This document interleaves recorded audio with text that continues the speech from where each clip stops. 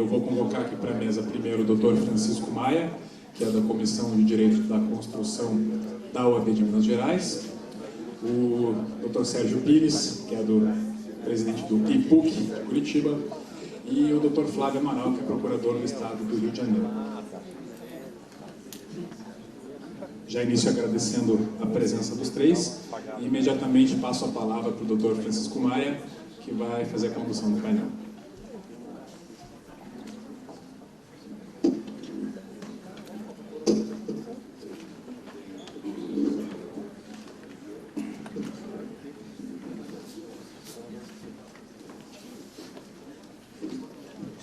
Bom dia a todos. Com muito prazer que nós damos início a esse painel de um tema tão importante. E eu gostaria, então, com bastante informalidade, passar a palavra para o Sérgio Pova, nosso presidente do IPUC. Depois nós vamos falar com o Flávio Amaral Garcia, que é procurador do Estado do Rio de Janeiro, para que possam aqui trazer as suas contribuições. Eu já vou avisar para os dois que o presidente de mesa aqui não vai ser só rainha da Inglaterra, não. Tá? Eu vou provocar vocês que eu também, esse assunto, ele é muito importante para mim. Inclusive, eu fui fundador e primeiro presidente da Comissão contra a Violência no Trânsito da UAB de Minas Gerais. E, realmente, eu acho que hoje nós estamos vivendo um momento decisivo. E depois eu queria provocar até o IBDIC, ou já gostaria de provocar, eu acho que nós tínhamos que fazer um seminário exclusivo sobre esse assunto. E, se eu tiver oportunidade, eu vou, inclusive, trazer algumas informações aqui que justificam esse meu apelo. Pedro, por favor. Okay, bom dia a todos. É sempre um prazer vir aqui ao Sinoscom. Arquitetos e engenheiros se misturando sempre dá um caldo bastante interessante. Com relação a isso que você falou, nós tivemos agora, nessas nossas últimas eleições, uma pessoa que é uma pessoa extraordinária para todos nós, que elegeu-se deputado federal justamente com a bandeira da questão do trânsito, que é a Xenda Yarega. Ela teve 200 mil votos, foi um sucesso de votação, e essa questão do trânsito vai estar na pauta do governo federal de uma maneira bastante interessante. Ela vai dar essa contribuição para todos nós. Bom, o assunto hoje é mobilidade, né? Direito de ir e vir, e direito de não ir e não vir também, né? Eu queria falar para vocês um pouquinho. Tem o Aloysio Magalhães, é um designer muito conhecido no Brasil. Ele sempre gostava de começar as conversas puxando um pouquinho pela história. Então eu vou fazer aqui também a mesma coisa, porque quanto mais para trás a gente puxa nós chamamos de cetro, que outros chamam de bodoque e tal, né? Mais para trás a gente puxa, mais longe a gente joga a pedra. Então, eu vou trazer para vocês as informações e mostrar tudo aquilo que a gente está pensando agora na administração do prefeito Gustavo Fruit e para os próximos anos. Essa é uma imagem que eu gosto muito de mostrar de Curitiba, que mostra a estruturação que ela tem, e de uma certa forma bastante poética, todo aquele murão lá atrás, que é a nossa Serra do Mar. E isso fica muito claro nesse outro desenho, onde a gente tem toda aqui a Baía de Paranaguá, a Serra do Mar, e o que está acontecendo com a cidade de Curitiba. Aí a gente tem uma ideia um pouquinho com essa visão de passarinho, vamos dizer assim, o que acontece com a nossa cidade. Lá atrás, 1693, essa é uma pintura do Debré, que eu gosto muito. Isso aqui fica ali no Lago de São Francisco, no alto das ruínas da Praça João Cândido. Então, Curitiba era mais ou menos isso, né? Aqui nós temos o nosso primeiro estar, na Rua das Flores, né? O serviço de parqueamento dos cavalos, enfim. Aí, olha, nossa população naquele tempo. Aí as coisas começaram a andar, em 1928, nós já tivemos bonde em Curitiba, né? Hoje nós temos algumas reminiscências disso na frente da Câmara Municipal. Nós temos a antiga estação de bondes, lá vai ser a estação, uma das estações de ônibus para a conexão do metrô. Então existem ainda lá alguns dos trilhos remanescentes dos bondes. E tem aquele bonde na Rua das Flores, que todo mundo conhece, que não é de Curitiba, aquele bonde é de Santos, que foi trazido para cá para mostrar que essa cidade uma vez teve isso, Lá funciona o equipamento da Fundação Cultural do Curitiba. Bom, aqui a gente tem a República Argentina. Talvez essa fotografia mostre um pouquinho tudo aquilo que a gente vinha a fazer depois com as vias exclusivas. Isso talvez pudesse ser um prenúncio do que pudesse ser nosso sistema trinário de transportes. Primeiro plano que a gente teve, houve alguns outros ensaios lá atrás, mas o primeiro grande plano foi feito em 1943 por um urbanista francês chamado Alfred Lagache. Ele esteve no Rio de Janeiro, esteve em Santos e fez o primeiro desenho aqui da cidade de Curitiba. A gente pode ver, em função de uma série de coisas, um dos reminiscentes disso é a área industrial, onde tem a Fiat Lux, toda a Brahma, o Material, enfim, Centro Cívico, o Centro Politécnico, essas regiões todas. Aqui a gente tem uma região do Hipódromo. Enfim, ele era aquilo conhecido como o plano das grandes avenidas. E isso é o que resta dessa implantação do plano Lagache na cidade toda de Curitiba. Ele se ateve basicamente a essa área. Um pouquinho mais para frente, ainda durante a Segunda Guerra Mundial. E aqui, ó, essa aqui que infelizmente não aparece, eu trouxe essa imagem que não apareceu para falar de uma outra coisa. Que na década de 70, de 1950, nós tivemos a Copa do Mundo lá no Rio de Janeiro, e a cidade de Curitiba cabia dentro do Maracanã. Então vocês vejam qual era a relação. Aqui, aquelas pessoas que têm barba branca de conhecer melhor, isso aqui é a Praça Osório, e esse foi o carro que eu aprendi a dirigir. É o antigo DKV, que depois se transformou-se no Audi, porque a gente tem a junção de várias empresas, né? Transformou-se no Audi. Aqui do lado é o edifício Asa, né? E ali o bar do Stuart, no canto. Então vocês vejam que o tipo de engarrafamento que a gente já tinha naquela ocasião. Mas isso não é prerrogativa dos dias de hoje. Né? A grande diferença é que os carros eram não tão bons, não tinha ar-condicionado, não tinha Wi-Fi, não tinha música ambiente nos carros, essa coisa toda, e o conforto era diferente. Né? Bom, 1964, aqui começa a grande revolução de Curitiba. Lá atrás, o prefeito era o Ivo Azua, e ele queria fazer um projeto para juntar duas praças em Curitiba, e ele foi conversar com o presidente, naquela época era o Carlos Espírita, da Companhia de Desenvolvimento do Paraná, que depois transformou-se no BATEC, solicitar dinheiro para construir essa ponte entre essas duas praças. E ele disse que ele não faria isso, mas ele daria dinheiro para a gente construir o plano diretor. Essa foi a grande sacada, foi aí que Curitiba começou a tomar o rumo que está tomando até hoje. Isso aconteceu, o Ivo Azua fez um seminário que chamou-se o primeiro seminário Curitiba do Amanhã. Nós tivemos depois outro, recentemente nós tivemos agora, por ocasião do plano diretor, o terceiro seminário Curitiba do Amanhã, e começou por aí. Foi aberto esse concurso público nacional, ganhou uma empresa de São Paulo, capitaneada pelo arquiteto Jorge Wilhelm, que faleceu recentemente, e ele empregou a coisa de uma maneira um pouquinho diferente. Ele propôs que o centro da cidade se linearizasse através de alguns eixos de transporte. E foi o que aconteceu. Esse é o plano preliminar de 1965, que o ano que vem fará 50 anos. Né? E no bojo dessa proposta, houve a sugestão de se criar uma instituição, naquela época uma assessoria, para ajudar na coordenação e no monitoramento desse plano diretor, e foi aí que nasceu o IPUC. Ele nasceu primeiro como assessoria, 6 meses depois ele tornou-se instituto, e está aí. Ano que vem, 50 anos, é a instituição de planejamento urbano mais antiga do Brasil, com muito bons serviços prestados à sociedade. Naquela ocasião, as discussões eram de que maneira a gente junta o uso do solo, o sistema viário e transporte, e essa é a forma como nós encaramos o planejamento urbano de Curitiba desde então. Nós não gostamos de trabalhar em nenhum momento de maneira desassociada. Essa época, a gente tem que lembrar que o sinônimo de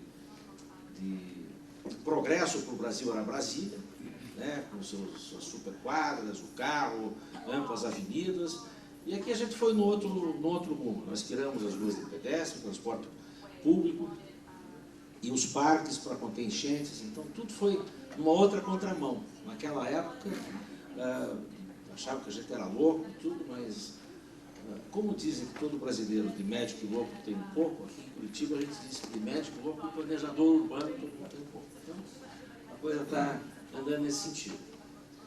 A partir daí, da década de 70, vieram as propostas dessa linearização, o sistema trinário, e aqui a gente pode acompanhar um pouquinho o que aconteceu, está muito sensível, o que aconteceu aqui na Avenida Paraná, na João Alberto, né? E depois vocês vão ver o nosso sonho dessa região daqui a alguns anos. Foi criado um sistema de transporte que evoluiu ao longo dos anos. Hoje a gente tem uma rede integrada com a região metropolitana, são vários municípios que estão participando dessa rede integrada.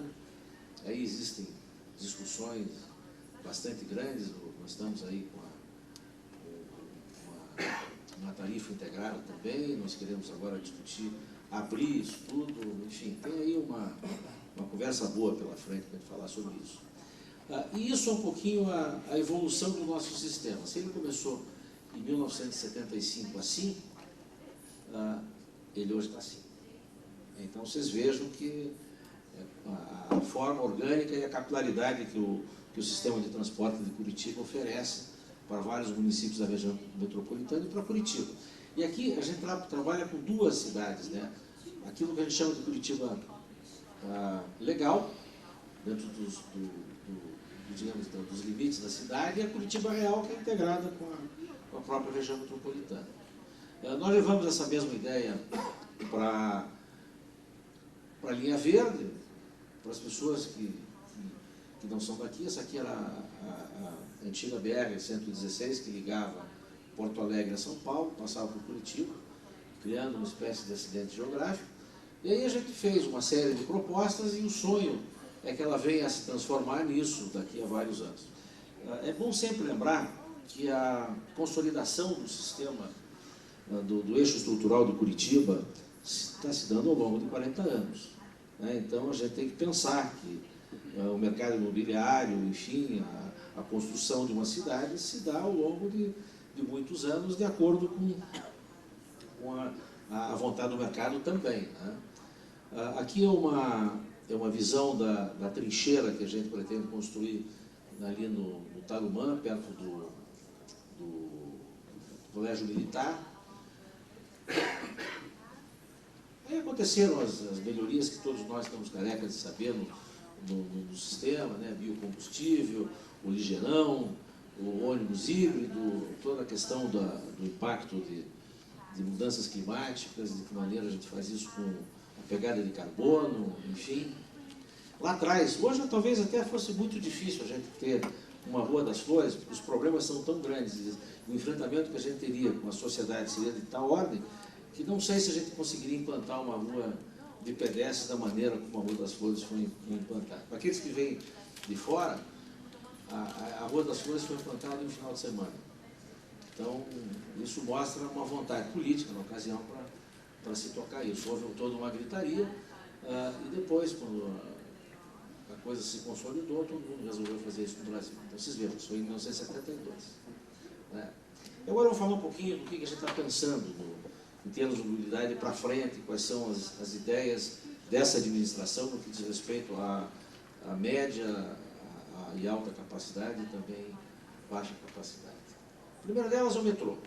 Agora a gente deve ter, finalmente, depois desse, vamos dizer assim, desse episódio das eleições, a gente pode, talvez, deslanchar com relação a isso. Nós tínhamos, algumas semanas atrás, a abertura da licitação do metrô na Bovespa, em São Paulo. Houve uma entrada no Tribunal de Contas do Estado e que barrou isso. E agora acho que a gente vai conseguir retomar. Nós já fizemos as respostas ao Tribunal e nós imaginamos que isso possa ser retomado rapidinho. Está aí a extensão, nós temos duas fases, nós queremos construir o metrô até no máximo em 6 anos. primeiro estudo do metrô de Curitiba, para que vocês saibam, começou em 1969. Na época, quem era o prefeito era o Omar Sabag. O prefeito Omar Sabag ficou conhecido como um prefeito sanitarista, ele fez muita coisa embaixo da terra. E esse foi um dos grandes legados dele, né? Procurando lá nos alfarrábios de PUC, em todas as documentações que nós temos, está lá a proposta de construção do metrô, e com a coordenação técnica do professor Euro Brandão. Depois tornou-se o reitor da Universidade Católica, chegou a ser ministro, enfim. Esse é o Inter 2, é o segundo eixo mais carregado da cidade. A gente está agora numa discussão grande. Ontem teve uma conversa na Câmara de Vereadores, antes de ontem, para uma operação de crédito para a construção disso daí. Nós temos aí alguns binários que a gente vai implantar, tem lá uma trincheira na esquina da Avenida Nossa Senhora Aparecida com Mário Torinho. Então, tem muita coisa que vai acontecer no ano que vem, para que nós possamos, aí, ao cabo de alguns anos, ter esse sistema bastante melhorado. Nós já temos uma nova estação de passageiros que a gente vai fazer um teste para ver como é que ela pode responder. A ideia de uma melhoria da capacidade do leste-oeste, vocês viram o que aconteceu no desalinhamento das estações do eixo norte-sul. Aquilo, na ocasião que foi feito, foi pensado somente do ponto de vista do transporte, não do ponto de vista do uso do solo, do ponto de vista do trânsito. E vocês veem que, quando você desalinha, você faz com que o comércio ao redor sofra um impacto muito grande. As pessoas que faziam uso ao descer dos pontos de ônibus daquele comércio se dividem em dois. Na medida que você coloca também algumas cercas, fica mais difícil para as pessoas poderem atravessar, e aí a gente tem um problema sério de humanização da região. A gente não quer isso. Nós temos agora uma proposta que, ao invés de desalinharmos, a gente alarga. E na quadra onde tem o ponto de ônibus, a gente faz uma travessia elevada para fazer com que o carro, a bicicleta, o pedestre, eles convivam de uma maneira mais harmônica. Esse foi um dos prerrogativos que depois eu vou mostrar para vocês, da Via Calma, ali na primeira Via Calma do Brasil, ali na 7 de setembro. A gente também tem uma proposta por um terceiro anel viário, para fazer com que a gente consiga andar em Curitiba de uma outra maneira. Nós levamos esse projeto para o governo federal, mas como ele não estava envolvendo transporte coletivo, ele ficou para um segundo momento. Aqui o contorno, vocês viram a presidente da República fazer o anúncio da duplicação do contorno ali nas obras do DENIT. Isso também é para facilitar bastante essa região. E aí nós temos dois projetos e dois planos que nós estamos desenvolvendo. Um deles é que a gente chama de Plano Cicloviário de Curitiba, que ao longo desses anos e até 2016, construirmos 300 quilômetros de vias cicláveis, que a gente chama. Então, a ideia é que nós tenhamos aqui uma mistura de ciclorotas, vias calmas, ciclofaixas, ciclovias e passeios compartilhados. A ideia é que nós possamos fazer com que a bicicleta faça parte da vida e nós possamos trazer os ciclistas, tornar esses ciclistas visíveis aos olhos dos motoristas de carro. E um dos exemplos que a gente está querendo, também temos que estudar o que fazer no centro da cidade, de que maneira a gente acalma o centro. Eu fico imaginando que a gente corre demais na cidade. Então a gente tem que pensar de que maneira a gente pode acalmar tudo isso. Esse é o exemplo que já é um sucesso da Via Calma. Nós temos feito pesquisas. Hoje, 66% das pessoas elas já conhecem a Via Calma e já estão a favor dela. Quer dizer, isso é uma maneira que Curitiba adotou para que nós possamos fazer bicicleta junto. Plano de calçadas, que vem junto com o plano de bicicletas.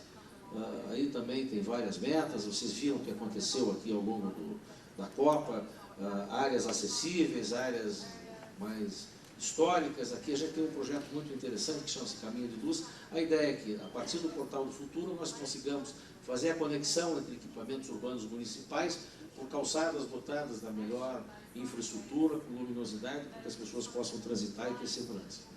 Isso vai ser implantado logo no portal do Futuro do Boqueirão. Isso aqui é para os caminhos de chuva, é uma proposta que a gente tem para captar a água da chuva ao longo dos passeios.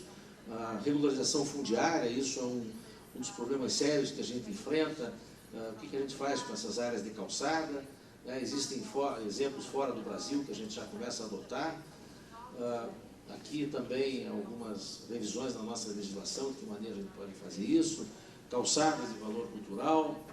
Né? E aqui uma das... Eu gosto muito disso aqui porque isso me remete à minha juventude, à juventude de vários de vocês, que é aquela travessia da Abbey Road dos Beatles. Né? Então a gente começa a olhar de uma maneira mais interessante para tudo isso. Bom, está aí mais algumas informações. Isso aqui é Curitiba daqui a alguns anos. Né? Nós temos o plano diretor, estamos discutindo isso agora, vamos partir para as últimas audiências públicas, já fizemos 11 audiências públicas para discutir o plano diretor, nós teremos agora na metade de novembro mais 9, para que no começo do ano que vem, numa grande conferência, nós possamos levar a proposta do plano diretor à Câmara Municipal. Tudo isso para quê? Para que aquele triângulo que vocês viram lá atrás, que tornou-se mais complexo, né, que tem todas essas nuances, ele possa ser discutido de outra maneira.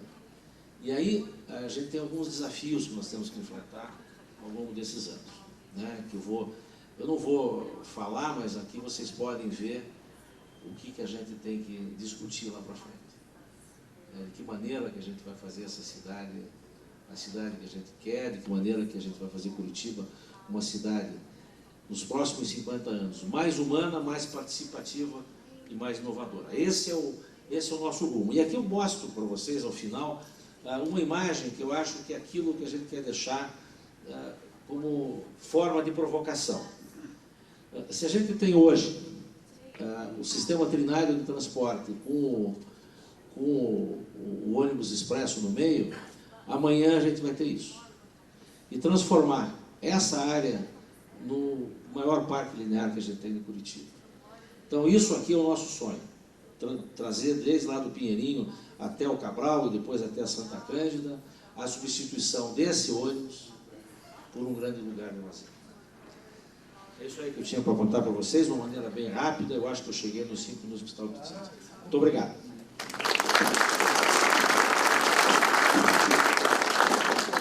Bom, Flávio, a palavra é sua.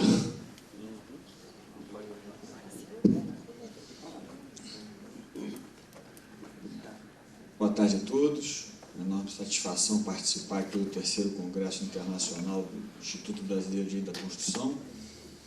Cumprimentar os meus colegas de mesa, o Francisco Maia, o Sérgio Pires, parabenizando pela apresentação, já com uma pontinha de inveja, porque eu, do Rio de Janeiro, já começaria essa minha breve exposição dizendo que bom falar de mobilidade urbana numa cidade modelo como Curitiba, Rio de Janeiro, como todos sabem, ainda enfrenta desafios muito maiores em termos de planejamento, em termos de mobilidade. Naturalmente, eu vou falar ali agora, naturalmente, a minha visão aqui vai ser uma visão jurídica do tema da mobilidade urbana, tentando enfrentar aí alguns problemas que hoje gravitam em torno desse tema, que é um tema central, um tema da maior importância para o país, para o desenvolvimento nacional. Hoje o que se percebe é que a mobilidade urbana ainda tem baixa prioridade e uma inadequação de oferta de transporte público. A despeito, e mobilidade urbana, e a despeito do serviço de transporte público urbano, e aí falando especificamente do serviço público, ser um dos poucos serviços tratados como essenciais na Constituição Federal. O artigo 30, inciso 5º, fala do serviço de transporte urbano como um serviço público essencial. E por que ele é essencial? Porque ele é instrumental, viabilizador da liberdade de locomoção, direito de garantia fundamental, do direito à circulação e viabilizador de outros direitos e garantias fundamentais, como saúde, educação, energia, ou seja, não se alcança, não se atinge determinados direitos fundamentais sem a mobilidade urbana, sem uma facilidade de acesso das pessoas. Hoje, o outro desafio enorme é a externalidade negativa causada pelo uso intensivo do automóvel. Ou seja, hoje o usuário de um automóvel, ele internaliza os custos de poluição, de ruído, de congestionamento, criando, em tese, um duplo prejuízo para o usuário de transporte público comum, que muitas vezes esses danos são compensados na tarifa de transporte público. E essa é uma discussão hoje que graça no Brasil, carência de investimentos e fontes de financiamento público para o setor de transporte, para a mobilidade. A CID, que era para ter uma parcela talvez mais relevante de recursos para viabilizar esse tipo de infraestrutura, não teve assim, o êxito desejado com esse objetivo. Considerando que mobilidade urbana e serviço de transporte público urbano se encerra muitas vezes no plano municipal, não raro se percebe uma fragilidade enorme na gestão pública, na governança dos municípios ao tratarem desse tema da mobilidade, especialmente quando os municípios estão imbricados em regiões metropolitanas. A região metropolitana, e eu digo isso no Rio de Janeiro, é um enorme problema, a questão de saneamento, a questão de transporte. E gostaria de sinalizar aqui a decisão do Supremo Tribunal Federal, na ADIM do saneamento, que nem disse que a competência do saneamento é municipal nem estadual. O Supremo disse, basicamente, que é necessária uma articulação, um planejamento para o exercício de uma função de interesse público comum, que é o caso do transporte na região metropolitana, especialmente.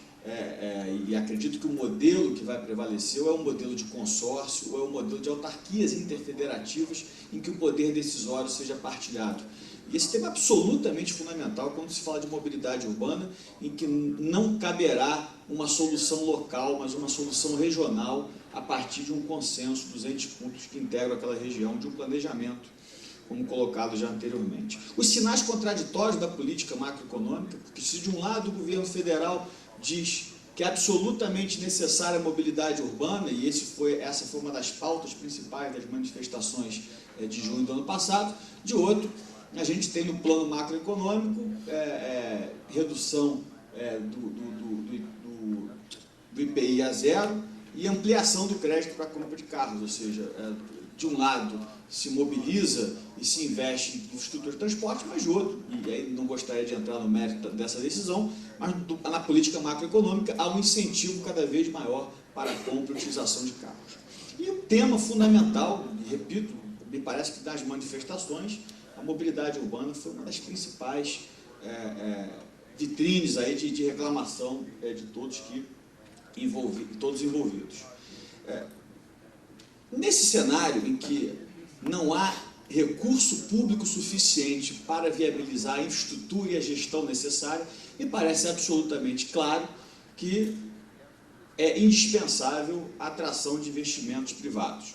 E para isso o Brasil já conta com uma estrutura contratual moderna, arquitetura alinhada com o que tem de melhor, que são as concessões, as parcerias públicas, público-privadas e o nosso modelo de agência reguladora. Ou seja, temos já um marco regulatório que permite um investimento e estruturas contratuais, como eu pretendo demonstrar mais à frente, que demonstram claramente como nós estamos avançados do ponto de vista de marco regulatório para esse tipo de projeto de infraestrutura. Mas quais seriam os entraves, e aí já tratando mais no campo dos serviços públicos de transporte urbano, nessa relação de parceria com o mercado, nas PPPs e nas concessões? O primeiro grande problema que hoje se percebe no Brasil é a ausência de bons projetos.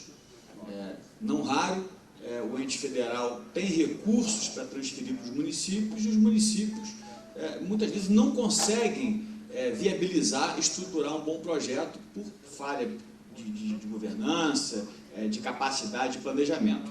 A ponto de, no Brasil, ter surgido a EBP, Empresa Brasileira de Projetos, que é exatamente constituída majoritariamente pelos bancos, que são quem financiam esses projetos, que perceberam que havia necessidade de estruturar bons projetos e aí investiram nesse modelo. Isso se deve, de fato, a uma falência, a um hiato que teve no Brasil isso foi dito na exposição anterior, em relação à capacidade, à estruturação do poder público de elaborar bons projetos.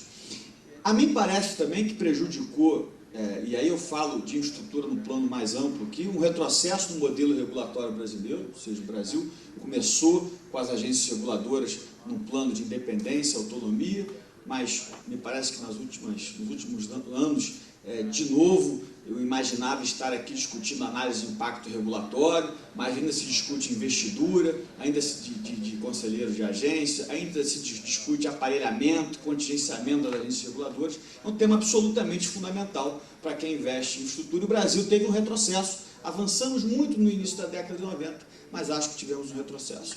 2 pontos já tratados também, em relação a esses projetos de infraestrutura, especialmente de mobilidade, as dificuldades e complexidade da nossa legislação em matéria de licenciamento ambiental, uma certa confusão de competências, sobreposição de competências dos entes federativos, também aliada à dificuldade, dependendo da magnitude do projeto, das desapropriações, que também surgem como um entrave complexo para o órgão público, para os entes públicos viabilizarem.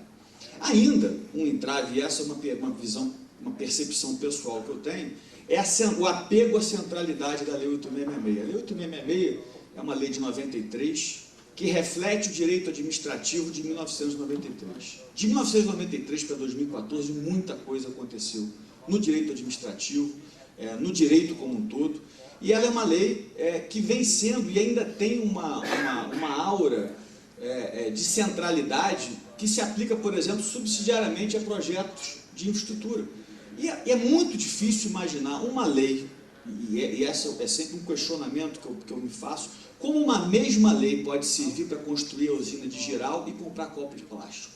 Tem alguma coisa errada, porque licitar significa compreender a lógica de cada mercado. Cada mercado tem uma lógica diferente. E a Lei 8.666, ou qualquer tipo de diploma legal que pretenda ignorar a lógica econômica de cada mercado, não vai funcionar. É mais ou menos como pegar um mesmo sapato e tentar calçar em vários pés diferentes. Não funciona.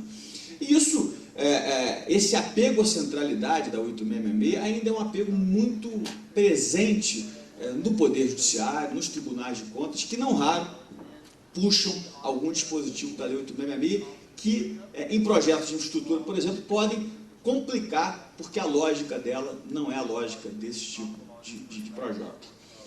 As dificuldades de implementar projetos de infraestrutura no Brasil, falo com a tranquilidade de participar da advocacia pública, sou procurador do Estado do Rio de Janeiro, e a advocacia pública estrutura o interesse público, estrutura esse tipo de concessão, mas vejo hoje a dificuldade e a falta de harmonia e de coordenação de órgãos de controle, quando, por exemplo, um projeto já está no final dele, vem o Ministério Público, entra com uma ação civil pública, sem antes ter perguntado, sem ter participado do processo decisório, naquilo que eu costumo brincar, que é muito mais fácil controlar ou comentar o jogo depois que ele acabou. Ninguém podia imaginar que o Brasil ia perder de 7-1 para a Alemanha, ficou fácil comentar depois, mas na hora isso era difícil. Quer dizer, e os órgãos de controle não vêm participando do processo, da racionalidade da decisão da gestão pública. Isso é muito ruim e cria, e eu que estou no serviço público, percebo nitidamente, costumo brincar, que isso gera a lógica do dorme tranquilo quem indefere. Na medida em que os órgãos de controle vão cada vez mais ganhando corpo e gerando, muitas vezes, esse tipo de pânico, o servidor prefere indeferir do que tomar uma postura proativa, ainda que ele saiba que a postura proativa seja melhor para o interesse público, mas o risco do CPF dele ser contabilizado é um risco enorme. Então, isso é alguma coisa que a gente precisa dar racionalidade. Acho que controle é bom, controle é importante, mas é controle de resultado, é controle de eficiência, um controle racional, sem superposição, como hoje vem acontecendo no Brasil. Especificamente em relação a alguns problemas que afetam o segmento do transporte público urbano, isso não necessariamente acontece em todos os estados ou municípios, eu procurei pensar algumas questões que gravitam em torno dos transportes urbanos e, portanto, afetam também a mobilidade. Primeiro, especialmente em matéria de transporte rodoviário, as concessões e permissões anteriores à Constituição Federal, que foram delegadas sem licitação e continuam a ser prorrogadas, ou seja, esse é um embate que ainda se tem no judiciário, a necessidade de novos operadores econômicos, novos entrantes do mercado, e o bloqueio que isso vem acontecendo com questões que já foram judicializadas. Transporte clandestino de passageiros, ou seja, não integrado às redes centrais, aos modais centrais, em algumas cidades, em alguns estados acontece de uma forma a minar o equilíbrio econômico-financeiro dos contratos, ou seja, concorrência predatória, e infelizmente lá no Rio de Janeiro, inclusive com a absorção desse tipo de transporte por milícias, ou seja, isso acaba muitas vezes virando até um problema de segurança pública. Omissões e interferências de outros entes da federação, ou seja, quando se trata de região metropolitana, ou serviço público federal ou estadual, não raro, às vezes por questões políticas, uma omissão, uma lei editada no município tem a capacidade de interferir ou de gerar litígios com aquele estado ou com a própria União. Isso também gera, de outro lado, insegurança jurídica para quem opera nesse segmento. As gratuidades e os pleitos de tarifa zero das manifestações, o Maia me disse que tem 5 minutos, eu estou na terceira tela, eu vou acelerar, gente. Fiquei preocupadíssimo agora. O problema das gratuidades que, enfim, são concedidas ainda no Brasil sem a percepção de que toda gratuidade precisa de uma fonte de custeio, a gratuidade não surge do nada, e alguém paga essa conta, ou são os usuários, ou é o próprio Estado, ou é o próprio concessionário. Como é que se modela isso? E uma percepção da própria sociedade que não existe tarifa zero. Quer dizer, essa tarifa tem um custo, a menos que o Estado brasileiro esteja bastante suficiente capacitado para criar subsídios que viabilizem esse serviço, é praticamente irreal, e esse é o tipo de discussão que a gente precisa ter. Eu vou, diante do tempo, dar uma acelerada aqui. Eu quero rapidamente tratar com vocês de 5 novos enfoques. E aí vai ser um minuto para cada um, mas eu gostaria de deixar essas ideias para mostrar como o direito administrativo hoje está antenado com a boa técnica, com a boa arquitetura contratual.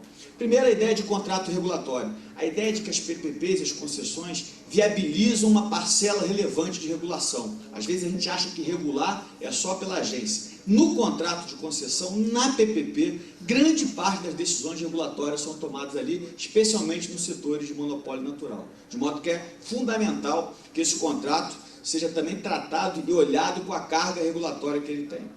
A mudança que aconteceu em matéria de estruturação de obrigações. A regulação contratual deixa de ser preceptiva de conduta e passa a ser preceptiva de resultado. Hoje, um parceiro privado, um concessionário, tem metas a cumprir, objetivos a cumprir, e não necessariamente um caderno de encargos em que a administração pública define o meio. A administração pública dessas PPPs define a finalidade e vincula a remuneração à sua finalidade. Ou seja, isso é uma maneira absolutamente diferente de estruturar a obrigação contratual do que a gente tinha há 15, 20 anos atrás. A construção dialógica do contrato também é um reflexo de uma administração pública mais democrática, mais consensual. As PMIs, a PMI é um fruto disso, ou seja, dialogar com o mercado antes de definir o objeto. Não é uma novidade brasileira, na Europa existe uma modalidade chamada diálogo concorrencial, em que para grandes licitações as partes sentam e chegam a uma determinada conclusão de qual é o melhor modelo econômico, jurídico, financeiro. Partilha de riscos, tema também que nos 20 anos evoluiu tremendamente no Brasil, ou seja, antigamente a gente tratava área ordinária, área extraordinária, e hoje não se concebe um contrato de infraestrutura no campo de mobilidade urbana, por exemplo, ser uma boa matriz de risco, definindo qual é o risco do Estado, qual é o risco do parceiro privado, e ainda a questão da gestão do contrato, a compreensão de que esses contratos de longo prazo, contratos duradouros, são contratos naturalmente incompletos, e aí tem uma contribuição da análise econômica do direito, e como contratos incompletos, eles precisam de mecanismos de gestão, de governança, que possam fazer uma leitura viva do que vem acontecendo. A mediação, a arbitragem e outros mecanismos funcionam muito bem nisso. Deixar a lembrança para vocês que não foi uma lei, não tem sido uma lei badalada, mas nós temos hoje no Brasil a Lei 12.587 de 2012, que é uma lei de mobilidade urbana, em que prioriza o transporte público, traz a ideia de integração da mobilidade urbana com o que já foi dito aqui, ou seja, a mobilidade urbana não é alguma coisa que pode ter uma política pública formulada a partir de uma visão de túnel, isolada, se não compreendida num sistema, articulada com habitação, com gestão de uso do solo. Mitigação dos custos ambientais, esse é um dos objetivos das ações sociais e econômicas, deslocamento das pessoas, ou seja, a ideia de sustentabilidade na sua tríplice vertente. A equidade no acesso dos cidadãos ao transporte público coletivo, que hoje não acontece. Na maior parte dos municípios isso não acontece hoje, um difícil acesso. A gestão democrática e participação da sociedade civil, ou seja, de novo aquela ideia de que a administração se despe de uma prerrogativa absoluta de definir o que é o interesse público, dialoga com os operadores econômicos, dialoga com a sociedade, e acho que foi muito bem dito na parte da manhã, que não se tem um projeto de mobilidade urbana, ou qualquer projeto de infraestrutura, sem um diálogo, sem saber o que a sociedade civil acha e pensa daquilo. E ainda a retomada do plano de mobilidade urbana como principal instrumento de efetivação. O problema é que o Brasil deixou, perdemos nos últimos 20, 30 anos a capacidade de planejamento. A lei de mobilidade retoma, inclusive dizendo que os municípios têm até 2015 para elaborar o seu plano de mobilidade, com uma consequência jurídica interessante. Quem não elaborar não receberá recursos federais de mobilidade, de modo que também trouxe a questão da consequência jurídica. E aqui, alguns instrumentos efetivos de gestão de mobilidade urbana que essa nova legislação trouxe. Restrição e controle de acesso e circulação permanente e temporária de veículos motorizados, ou seja, a questão do rodízio. A lei deixa claro que esta pode ser uma medida juridicamente aceitável, viável, já que essa lei é uma norma geral, que trata de diretrizes de mobilidade urbana, padrões de emissão de poluentes, a tributação sobre modos e serviços de transporte, permitindo, por exemplo, que hoje o automóvel, que só é tributado na propriedade, possa também ser tributado na infraestrutura e também ser tributado na sua utilização.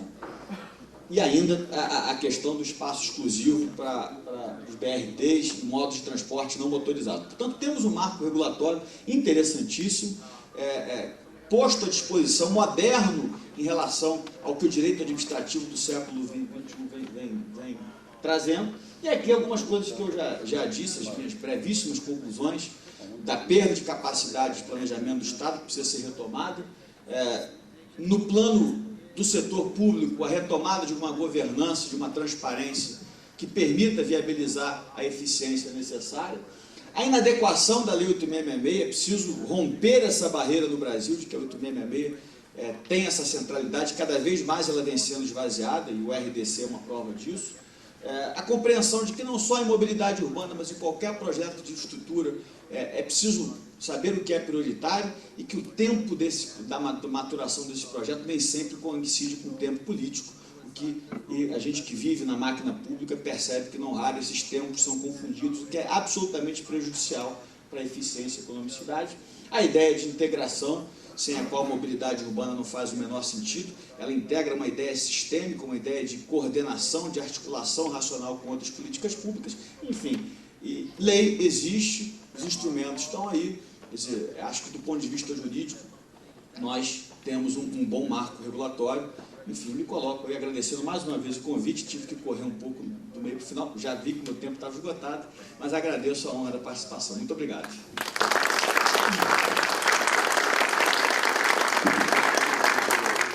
Muito obrigado, Flávio. Flávio, na OAB Federal, a senhora é da nossa Comissão de Mediação e Arbitragem, que eu tenho a honra de secretariar, eles têm menos sorte que vocês dois, porque eu boto o cronômetro regressivo. Então, quando dá o tempo, ele começa a tocar insistentemente, e as pessoas são obrigadas a parar de falar. Mas, de qualquer forma, me perdoem se eu fui, mas é uma questão da gente dar equidade ao tempo. O que acontece nesse tema, realmente, eu me lembrei muito, quando fui convidado aí pela IBD, com a pessoa do meu queridíssimo Fernando Marcondes, uma frase que o americano falou sobre a indústria de shopping centers, que ela só desenvolveu porque o homem descobriu que é feito de cabeça, membro e rodas. E isso nos criou um ciclo vicioso, que a pessoa acha que o automóvel é a solução para o problema dele, pessoal, e ele cria, então, a dependência do automóvel, mais carros nós temos nas ruas. E eu vejo uma coisa que eu gostaria, assim, de começar aqui uma colocação para vocês, não obstante a riqueza com que vocês trouxeram as informações, e foi muito interessante, porque houve essa dicotomia do Pedro, uma visão de arquiteto, urbanista, e você, Flávio, uma visão jurídica. Nós falamos muito em obras estruturantes. Obras estruturantes demandam médio e longo prazo.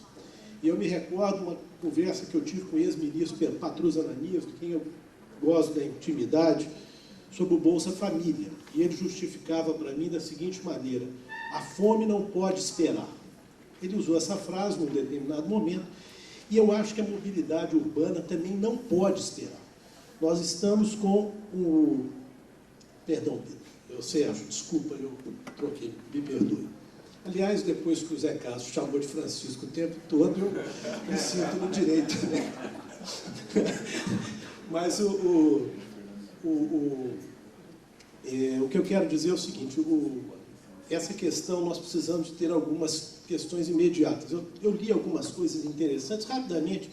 A questão de investimentos. Calcula-se que só na região sudeste do Brasil, os investimentos necessários nos próximos 5 anos são da ordem de 200 bilhões de dólares em mobilidade urbana. Outra coisa, a questão desse movimento pendular de casa para o trabalho envolve só na cidade de São Paulo 9 milhões de pessoas por dia. E, detalhe, 1 milhão, e quando você, Sérgio, fala da macro-região, que não é só o limite territorial de Curitiba, isso envolve 1 milhão de pessoas que entram e saem da cidade de São Paulo diariamente. Bom, além disso, dentro da questão de política até de saúde pública, eu vou até ler para vocês a quantidade de cortisol e adrenalina que é liberado nesse estresse do trânsito, que pode gerar infarto e até óbito. Então, nós estamos, se a gente for desdobrar, mas voltando à questão, então, da política imediatista, eu me recordo, e para quem não me conhece, além de advogado, eu sou engenheiro. E como engenheiro me formei em transportes na UFMG, tendo uma cadeira de engenharia de trânsito. Eu me recordo perfeitamente que eles falavam muito na reserva técnica. Não, o trânsito, hoje, uma rua que tem 2 pistas, estacionamento dos 2 lados, ela tem uma reserva técnica de 50%. Quer dizer, essa questão do estacionamento na via pública seria uma prática possível, dentro do ponto de vista urbano, e até legal, aí envolvia também a questão até de liberdade, e também a questão do pedágio urbano, que nenhum dos dois falou. E, para terminar essa minha intervenção, um estudo feito pelo economista André Franco Montoro, na USP, ele concluiu que nós já pagamos pedágio urbano, porque existe um custo de 62,5 bilhões de dólares ano gasto com esses congestionamentos, o que resulta num custo de R$20 dia por automóvel. Então, ele chama isso do pedágio urbano invisível. Então, eu gostaria de colocar essa questão imediata. O que pode ser feito a curtíssimo prazo em política de mobilidade urbana? Bom, uma vantagem que os arquitetos têm em relação aos advogados é que uma imagem fala mais que 1000 palavras. Então, a gente sai na frente nesse sentido, né? Bom, eu acho que não tem muita escapatória. A gente tem que ter muita dose de paciência, procurar sair mais cedo ou mais tarde de casa, se a gente quiser usar um carro, nos encher muito de boa vontade, porque não tem muito mais o que fazer. Curitiba tem 1.800.000 pessoas. Nós temos aqui 1.400.000 veículos. Nós chegaremos, desse mesmo ritmo, a ter 1 veículo por habitante em 2020. Isso é uma barbaridade. Nós temos mais veículos do que eleitores. Eu acho que se os nossos políticos tivessem a caça de veículos, talvez eles tivessem mais sucesso nas eleições. Mas, de qualquer maneira, a gente tem que encarar a coisa de uma outra maneira. Não ter deslocamento. Não ter deslocamento pressupõe você mexer no modelo de planejamento das cidades. E aí você cria outras centralidades. A gente estava conversando agora há pouco sobre essa questão.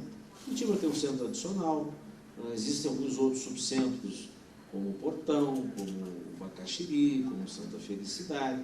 Quer dizer, a gente tem que investir num modelo que faça com que as pessoas se desloquem menos. E aí tudo é possível. Aí, a gente tem visto agora um número muito grande de construções acontecendo no centro de Curitiba. Nos preocupa, porque isso vai trazer um impacto, as pessoas vão chegar e vão sair de carro.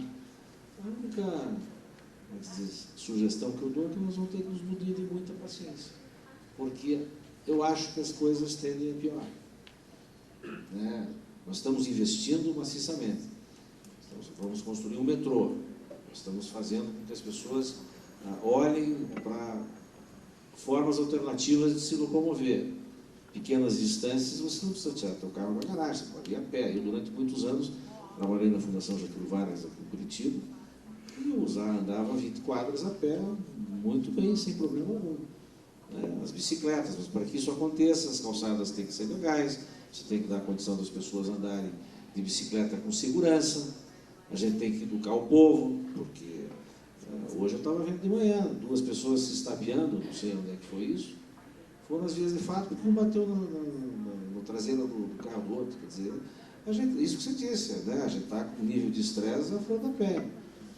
A gente não tem muita alternativa, não existe mágica. As cidades vão aumentar, a gente tem que investir em outras centralidades, existem lugares que você pode adensar, existem aqueles que você não deve adensar, porque a gente tem que escutar o canto dos passarinhos ainda, a gente tem que ficar sob a sombra das árvores. Mas, sobretudo, a gente vai ter que ter muita paciência. É uma questão interessantíssima e, como eu disse, é não olhar a mobilidade urbana numa visão de túnel sem estar integrada a outras políticas públicas. E mais do que isso, é entender a mobilidade urbana como prioridade. Enquanto isso não for efetivamente uma prioridade, e a percepção de que a mobilidade urbana é um instrumento fundamental para assegurar outros direitos e garantias previstos na Constituição Federal, nós viveremos sob esse tipo de angústia. E eu falo com a tranquilidade de quem mora no Rio de Janeiro, que vive hoje em dia o caos em matéria de transporte urbano. A gente aguarda com expectativa o término das obras para as Olimpíadas, mas hoje o Rio de Janeiro tem um nível de congestionamento, se eu não me engano, quase igual ao de São Paulo, que é muito complicado. Mas isso muda até a forma. A questão da mobilidade urbana, o nível de congestionamento, de poluição que isso causa, pode mudar até a forma das relações profissionais, como a retomada e investimento no teletrabalho, ou seja, aquelas profissões em que o sujeito não precisa se deslocar, tanto quanto possível ele possa desempenhar o seu trabalho em casa, é um modelo interessante. A própria flexibilização do horário de entrada das empresas, pegarem hoje de 7 às 9 da manhã e de 5 às 7 da noite, quer dizer, é a hora que está todo mundo se deslocando para ir para o trabalho e voltando. Quer dizer, talvez uma política indutora, fomentando as empresas, algumas empresas, a mudarem esse horário de trabalho, já é também algum tipo de sinalização interessante, na ideia de que este não é um problema só do setor público, ou seja, um problema que afeta a economia, afeta cada um de nós como usuários, como cidadãos, e afeta a economia do país, porque isso gera um custo muito elevado. A lei de mobilidade traz exatamente a possibilidade do estacionamento, cobrança de estacionamento, lá no artigo 23, inciso 5º, e do pedágio urbano, no artigo 23, inciso 3º, ou seja, o pedágio urbano na perspectiva não de arrecadar ou não de viabilizar o financiamento da infraestrutura, mas um pedágio como forma, um tributo, na sua perspectiva, na sua característica da extrafiscalidade, ou seja, para não incentivar as pessoas a saírem de carro.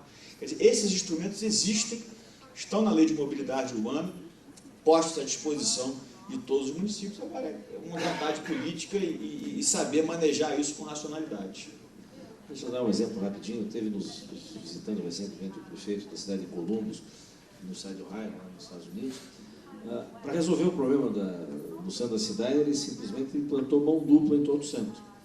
Não se imagina o que significa isso para nós. Bom, nós vamos abrir para pergunta ou não, porque já tempo. Eu só queria fazer um comentário sobre o pedágio urbano, é só uma informação. Ele hoje existe em Singapura, Londres e Estocolmo. E ele reduziu 15% já o número de veículos, e isso que você falou, Flávio, é muito interessante. Não é uma arrecadação tributária no sentido de caixa único, esse conceito, mas ele vai toda a arrecadação para um fundo destinado exclusivamente à questão de mobilidade. Então, esse dado é interessante sobre a discussão do pedágio urbano. Eu não sei se você estava aqui, Fernando, mas eu lancei um desafio no início, gostaria que você ouvisse, o Jobim seria portador de que o IBEDIC pensasse, talvez, em breve, um seminário exclusivo sobre mobilidade urbana, até porque, nas discussões do ano passado, do Plano Diretor de São Paulo, ele ficou como em segundo lugar dentre as prioridades elencadas pela população local.